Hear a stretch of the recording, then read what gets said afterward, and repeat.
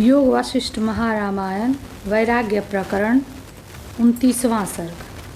पदार्थों के दोषों से इस 29वें सर्ग में रामचंद्र जी ने अपनी ग्लानि वर्णन करके शांति के उपदेशार्थ प्रार्थना की है। श्री राम जी बोले, इस प्रकार दोष दर्शन रूपी दावाग्नि से दग्ध बीज विवेक युक्त मेरे चित्त में भोगों की आशा ऐसे नहीं होती जैसे तड़ागों में मृग तृष्णा। प्रतिदिन यह संसार की स्थिति कालवश से अधिक अधिक कटुता को ऐसी प्राप्त होती जाती है जैसे पाक निम्ब से लता। हे राजन, कंटक के वृक्ष के समान कर्कश मनुष्यों के चित्तों में धर्म की हानि और अधर्म की वृद्धि होने से दुर्जनता की तो वृद्धि और सुजनता का लोप होता जाता है। प्रतिदिन टंकार शब्द बिना ही मर्यादा रूपी धनुष की डोरी ऐसे टूटती जाती है जैसे शुष्क घास की डोरी। हे मुनीश्वर, चिंताग्रस्त और भोगों के समूह राज्य उससे चिंता रहित होकर एकांत सेवन करना उत्तम है और मैंने उसी को स्वीकार किया है। वाटिकाएं मेरे आनंद के लिए नहीं हैं, स्त्रियां मेरे सुख के लिए नहीं हैं और न धन की प्राप्ति मेरे सुख के लिए है। मैं तो केवल मन में ही शांत हूँ। हे तात, यह लोक अनित्य और सुख रहित है और तृष्णा का धारण करना अत्यंत दुखदायी है और चित्त तो चपलता से नष्ट है।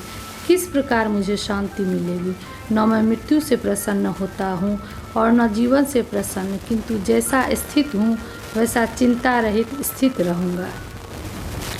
राज्य से मुझे क्या, भोगों से क्या, धनों से क्या और चेष्टाओं से क्या? ये सब अहंकार से होते हैं, सो अहंकार ही मेरा नष्ट हो गया। जन्म की पंक्ति रूप चर्म की रज्जु में इंद्रिय रूपी दृढ़ ग्रंथियों से सब जीव बद्ध हैं। उन ग्रंथियों से छूटने के लिए जो प्रयत्न करता है वे ही उत्तम जन हैं। कामदेव ने स्त्रियों के द्वारा सबके मन को ऐसे मंथन कर डाला है जैसे हाथी अपने पैरों से कोमल कमल को। हे मुनीन्द्र, यदि इस बाल्यावस्था में स्वच्छ बुद्धि से परलोक का उपाय न सोचा जाएगा तो भला अन्य अवस्था में विचार का अवसर कहाँ, क्योंकि कोमल वृक्ष का उखाड़ना बड़े वृक्ष से सहज है। विषय रूपी विष ही भयंकर विष है और विष जो है वह विष नहीं, क्योंकि विषय रूपी विष अज्ञान के द्वारा अनेक जन्म में मृत्यु से मारता है और यह सामान्य विष तो केवल एक ही बार शरीर को नष्ट करता है। आत्मज्ञानी के चित्त में न सुख है, न दुख है, न मित्र है, न बंधु है, न जीवन है, न मरण है और न बंधन का कोई हेतु है। हे ब्राह्मण, हे पूर्वापर के वेत्ताओं में श्रेष्ठ, इसलिए जिस प्रकार मैं शोक भय और खेद रहित होकर शीघ्र आत्मज्ञानी हो जाऊं, ऐसा उपदेश कीजिए। वासना के जाल से वेष्टित दुख रूपी कंटकों से व्याप्त निपतन और उत्पतन के कारण ऊंचे नीचे प्रदेशों से भयंकर यह अज्ञता रूप महाजंगल है। हे मुनि, आरी के दांतों के घर्षण को मैं सह सकता हूँ, परंतु व्यवहार से उत्पन्न आशा और विषयों से नाश को नहीं सह सकता। यह है, यह नहीं है इत्यादि संसार के व्यवहार के अंजन का भ्रम स्वभाव से चंचल चित्त को ऐसे कपाता है जैसे धूलि की राशि को वायु। जीव रूपी मोती तृष्णा रूपी सूक्ष्म तंतु से गुंफित है, उसमें साक्षी चेतन की सत्ता से चित्त रूपी नायक शिखामणि चमकता है। काल रूपी विषयी जन का भूषण इस संसार रूपी हार को मैं अक्रूरता पूर्वक आपके उपदेश से ऐसे तोड़ डालूंगा जैसे सिंह जाल को।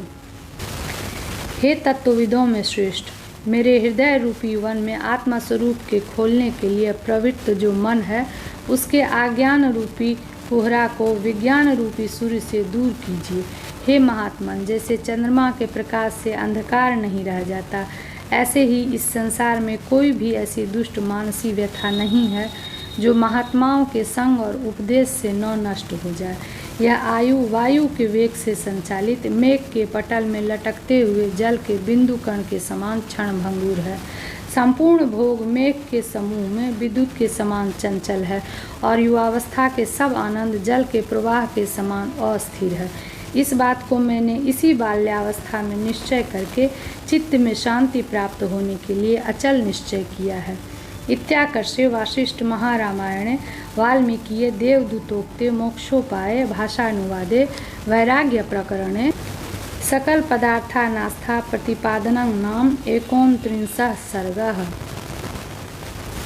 योग वासिष्ठ महारामायण वैराग्य प्रकरण 30वां सर्ग। इस 30वें सर्ग में श्री रामचंद्र जी अनेक हेतुओं से अपना उद्वेग प्रकाश करते हैं और उसकी शांति के लिए उपदेश की प्रार्थना करते हैं। श्री राम जी बोले, इस प्रकार सैकड़ों अनर्थों से संसार रूपी अंधकूप में सब जीवों को निमग्न देख के मेरा मन चिंता रूपी पंख में निमग्न है। मेरा मन अत्यंत भ्रमण कर रहा है, भय भी उत्पन्न होता है और सब अंग ऐसे कांपते हैं जैसे वायु से पुराने वृक्ष के पत्ते। उत्तम संतोष और धैर्यादि रूप माता के अंक न पाने से अति व्याकुल यह बुद्धि ऐसे डरती है जैसे अल्प अवस्था वाली बालिका शून्य वन में। विकल्पों से अंतःकरण की वृत्तियाँ दुख रूपी गर्त में ऐसे गिरती हैं जैसे लटकते हुए तुच्छ तृण के लोभ से मृग गड्ढों में। अविवेकी पुरुषों के आश्रित चक्षुरादि इंद्रियां संसारी पदार्थों में ऐसे गिरती हैं जैसे मार्गदर्शक के बिना नेत्रहीन पुरुष कूप में। यह चिंता रूपी स्त्री न तो उपराम को प्राप्त होती है और न अपने इष्ट विषय देश में जाती है, किंतु जीव रूपी अपने पति के अधीन प्रिय स्थान में सदा निवास करती है।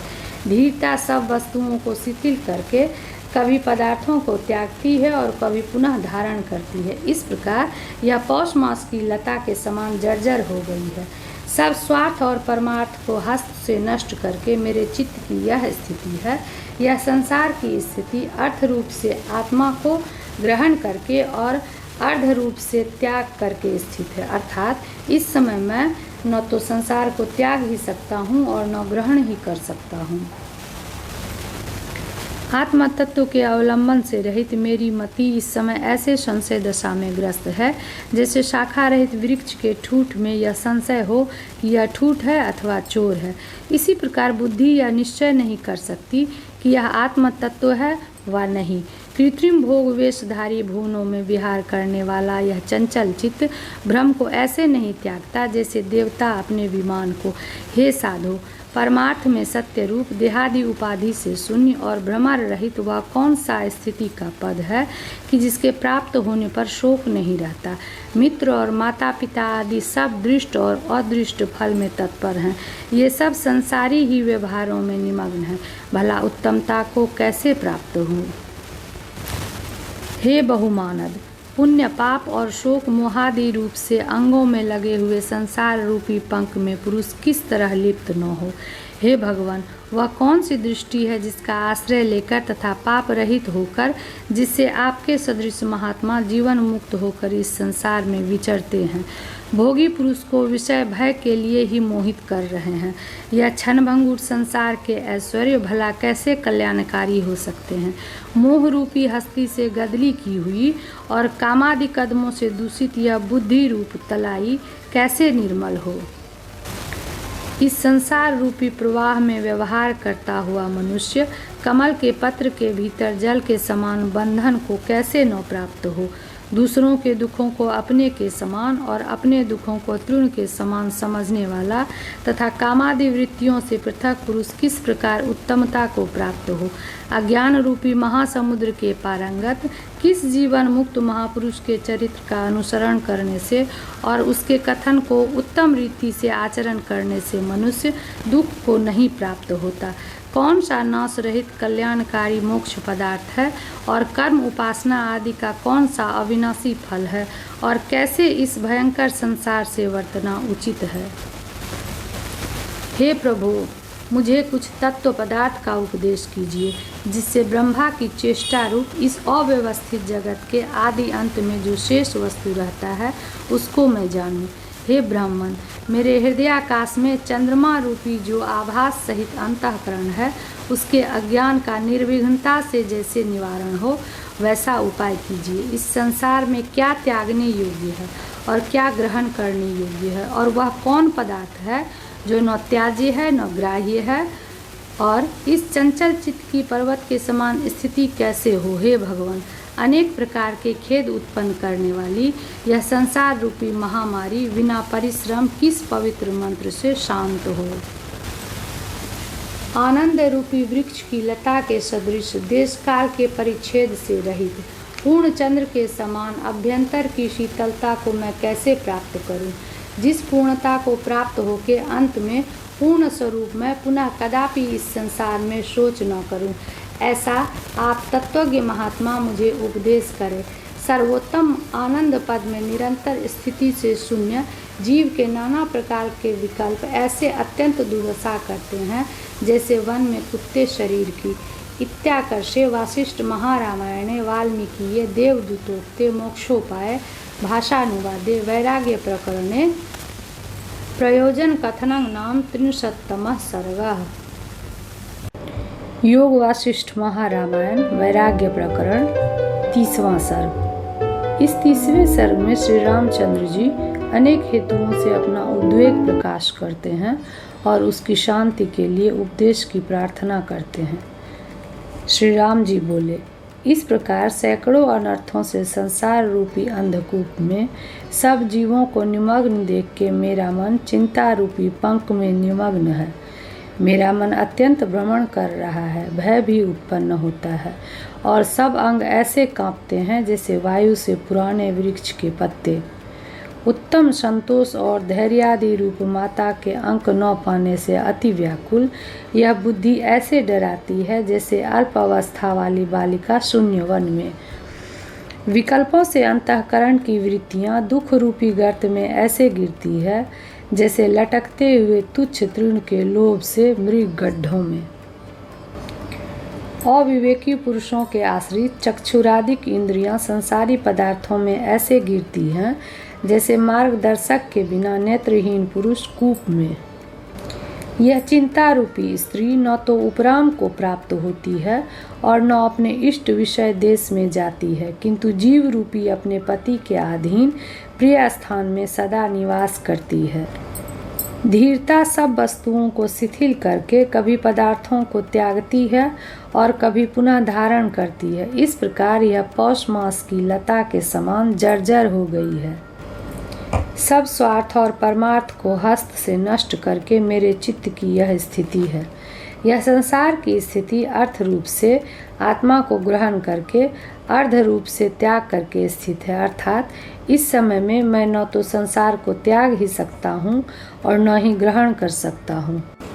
आत्म तत्व के अवलंब से रहित मेरी मति इस समय ऐसे संशय दशा में ग्रस्त है जैसे शाखा रहित वृक्ष के ठूठ में यह संशय हो कि यह ठूठ है अथवा चोर है। इसी प्रकार बुद्धि यह निश्चय नहीं कर सकती कि यह आत्म तत्व है व नहीं। कृत्रिम भोग वेशधारी भुवनों में विहार करने वाला यह चंचल चित्त भ्रम को ऐसे नहीं त्यागता जैसे देवता अपने विमान को। हे साधो, परमार्थ में सत्य रूप देहादि उपाधि से शून्य और भ्रम रहित वह कौन सा स्थिति का पद है जिसके प्राप्त होने पर शोक नहीं रहता। मित्र और माता पिता आदि सब दृष्ट और अदृष्ट फल में तत्पर हैं। ये सब संसारी ही व्यवहारों में निमग्न है। भला उत्तमता को कैसे प्राप्त हो? हे बहुमानद, पुण्य पाप और शोक मोहादि रूप से अंगों में लगे हुए संसार रूपी पंख में पुरुष किस तरह लिप्त न हो? हे भगवान, वह कौन सी दृष्टि है जिसका आश्रय लेकर तथा पाप रहित होकर जिससे आपके सदृश महात्मा जीवन मुक्त होकर इस संसार में विचरते हैं? भोगी पुरुष को विषय भय के लिए ही मोहित कर रहे हैं। यह क्षण भंगुर संसार के ऐश्वर्य भला कैसे कल्याणकारी हो सकते हैं?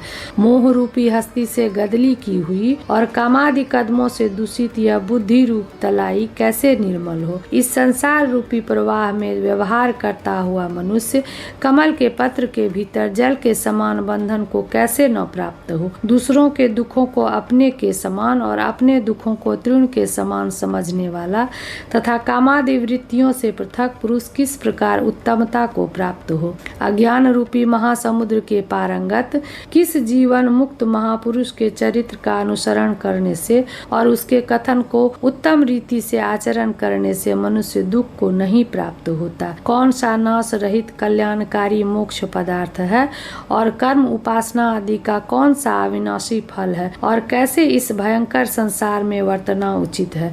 हे प्रभु, मुझे कुछ उपदेश पदार्थ का तत्व कीजिए, जिससे ब्रह्मा की चेष्टा रूप इस अव्यवस्थित जगत के आदि अंत में जो शेष वस्तु रहता है उसको मैं जानूं। हे ब्राह्मण, मेरे हृदय आकाश में चंद्रमा रूपी जो आभास सहित अंतःकरण है, उसके अज्ञान का निर्विघ्नता से जैसे निवारण हो वैसा उपाय कीजिए। इस संसार में क्या त्यागने योग्य है और क्या ग्रहण करने योग्य है, और वह कौन पदार्थ है जो न त्याज्य है न ग्राह्य है, और इस चंचल चित्त की पर्वत के समान स्थिति कैसे हो। हे भगवान, अनेक प्रकार के खेद उत्पन्न करने वाली यह संसार रूपी महामारी बिना परिश्रम किस पवित्र मंत्र से शांत हो।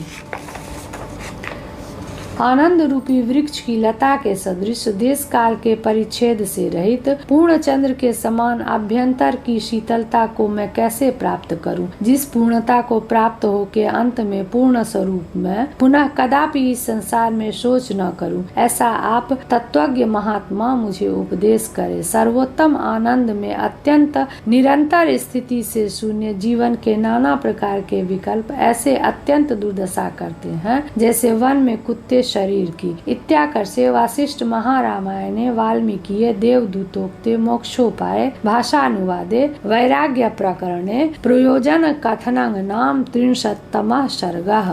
योग वासिष्ठ महारामायण वैराग्य प्रकरण 31वां सर्ग। इस संसार में जीवन वर्षा काल के मेघ के समान है, इसलिए आनंद पद की प्राप्ति का उपाय इस 31वें सर्ग में पूछा गया है।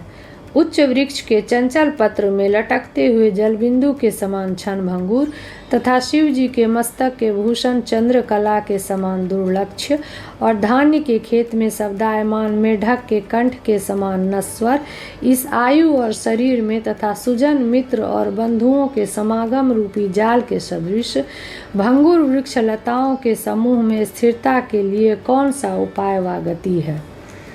और जब ही वासना रूपी पूर्व का वायु व्याप्त हो रहा है और दुष्ट आशा रूपी विद्युत अपनी तड़क से भयभीत कर रही है और मोह रूपी उग्र मेघ निरंतर गरज रहे हैं, लोभ रूपी चंचल मयूर प्रचंड तांडव नृत्य में निमग्न है, अनर्थ रूपी कुटज वृक्ष की कलिका विकसित होकर लहलहा रही है और सब प्राणी रूपी मूषकों के भक्षक यम रूपी मरजार ने क्रूरता धारण कर रखी है और कभी नीचे से कभी ऊपर से निरंतर अनर्थ रूप जल के प्रवाह चल रहे हैं। हे भगवान, इस पश्चात इस वन की वर्षा की पीड़ा के निवृत्त्यर्थ छत्र छत्रादि कौन सा उपाय है। रस गुटिका व औषधादि के लेपों में से वृष्टि रहित होकर दूर देश में जाने के लिए क्या गति है। इस संकट से पार होने के लिए मंत्र देवतादि में से किसकी चिंता योग्य है और पर्वत गुफादि रूप कौन सा आश्रय का स्थान है, वह कौन सा उपाय है जिससे उत्तर काल में अशुभ फल देने वाला यह जीवन रूपी जंगल न हो। पृथ्वी पर अंतरिक्ष लोक में और देवलोक में अथवा अन्य लोकों में ऐसी कोई भी वस्तु नहीं है जिसको तप और ज्ञान शक्ति युक्त आपके सदृश बुद्धिमान महात्मा लोग रमणीय न कर सके। यह नष्ट संसार निरंतर दुख से व्याप्त है, सो किस प्रकार मूढ़ता को दूर करके उत्तम स्वाद को प्राप्त हों। जैसे वसंत के उत्तम श्वेतादि वर्ण के पुष्पों से यह पृथ्वी शोभित होती है, ऐसे ही किस उपाय से संपूर्ण दुखों की मूलभूत आशा के विरुद्ध पूर्ण कामना रूपी दुग्ध से स्नान करने से यह संसार रमणीय हो जाता है। काम रूपी कलंक से दूषित मन रूपी चंद्रमा से किस विद्वान के अनुभव रूपी प्रक्षालन से मलिनता रहित अमृत के सदृश शोभायमान आनंद देने वाली चंद्रिका खिलती है। इस संसार रूपी वन के हाट में संसार के अनर्थ रूप परिणाम को देखने वाले और इस लोक तथा परलोक के भोग से विरक्त किस महापुरुष की तरह हमको व्यवहार करना चाहिए। राग द्वेष भोगों के समूह और विभूति रूप महारोग संसार रूपी समुद्र में चलने वाले किस जंतु को बाधा नहीं करते। हे महामते, जैसे रस से शोभायमान पारा अग्नि में गिरने से नहीं जलता, ऐसे ही वह कौन सा उपाय है जिससे संसार रूपी अग्नि में गिरा हुआ भी मनुष्य न जले। जैसे समुद्र में रहने वाले मत्स्य आदि जीवों की निर्जल स्थान में स्थिति नहीं हो सकती, इसी प्रकार संसार में रहने वाले प्राणी की कर्मों के उपार्जन बिना स्थिति नहीं हो सकती। जैसे अग्नि की ज्वाला दाहहीन नहीं होती, इसी प्रकार राग द्वेष रहित और सुख दुख से वर्जित संसार में कोई भी सत्क्रिया नहीं है। विषय वासना सहित मन की सत्ता का नाश सदयुक्ति के बिना तीनों लोक में नहीं हो सकता। इसलिए उसी युक्ति का उत्तमता से उपदेश कीजिए। जिस युक्ति से व्यवहार करने से मुझे दुख न हो अथवा व्यवहार न करने की जो उत्तम युक्ति हो सो कहिए। किस उत्तम पुरुष ने और किस युक्ति से अज्ञान का निवारण प्रथम किया और किस तत्व पदार्थ की प्राप्ति से चित्त को विश्राम मिलता है और यह मन परम पावन हो जाता है। हे भगवान, मोह निवृत्त होने के लिए उस युक्ति को जैसे आप जानते हो सो कहो, जिससे साधुजन निस्संदेह दुख से रहित हो गए हो।